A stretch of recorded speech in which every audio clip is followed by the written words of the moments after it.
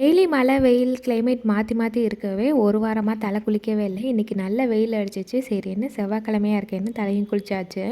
லஞ்சுக்கு வந்து வெண்டைக்காய், கத்திரிக்காய், சின்ன வெங்காயம், பூண்டெல்லாம் போட்டுட்டு புளிக்குழம்பு வச்சுட்டு கூடவே பீட்ரூட் பொரியலும், அப்பளமும் பண்ண போறேன்.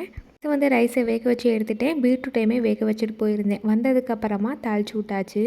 புளிக்குழம்புக்கு சின்ன வெங்காயம், பூண்டு எல்லாம் கட் பண்ணி வச்சுட்டேன். அதை நல்லெண்ணெயில் நல்லா வதங்கினதுக்கப்புறமா சைஸ் தக்காளியை நல்லா கட் பண்ணி சேர்த்துட்டு தேவையான அளவு உப்பு சேர்த்துட்டு நல்லா எண்ணெயிலே வதக்கிக்கலாம்.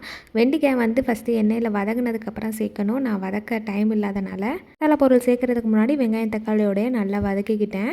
புளி கரைச்சி வச்சுருந்ததில் அதில் மஞ்சத்தூள், மிளகாய்த்தூள், மல்லித்தூள் சேர்த்துட்டு நல்லா குழம்பு மாதிரி கரைச்சி வச்சுட்டு நல்லா வெண்டைக்காய் வதங்கினதுக்கப்புறமா நம்ம வச்சுருக்க புளி மசாலாவெல்லாம் சேர்த்துட்டு தேவையான அளவு தண்ணி ஊற்றி நல்லா ஒரு 10 நிமிஷத்துக்கு கொதிக்க வச்சுக்கணும். பீட்ரூட் பொரியலும் ரெடி ஆயிடுச்சு. அப்பளமும் பொரிச்சு கவரில் போட்டு வச்சாச்சு. நல்ல 10 நிமிஷத்துக்கு அப்புறம் குழம்பு நல்லா கொதிச்சு எண்ணெய் பிரிஞ்சு வந்திருக்கும். ஃபைனலாக நாட்டு சக்கரை தூவி ஆஃப் பண்ணோம்னா சூப்பரான வெண்டைக்காய் புளிக்குழம்பு ரெடி ஆயிரும். நைட்டுட்டு வச்சு லஞ்சு சூப்பராக சாப்பிட்டாச்சு.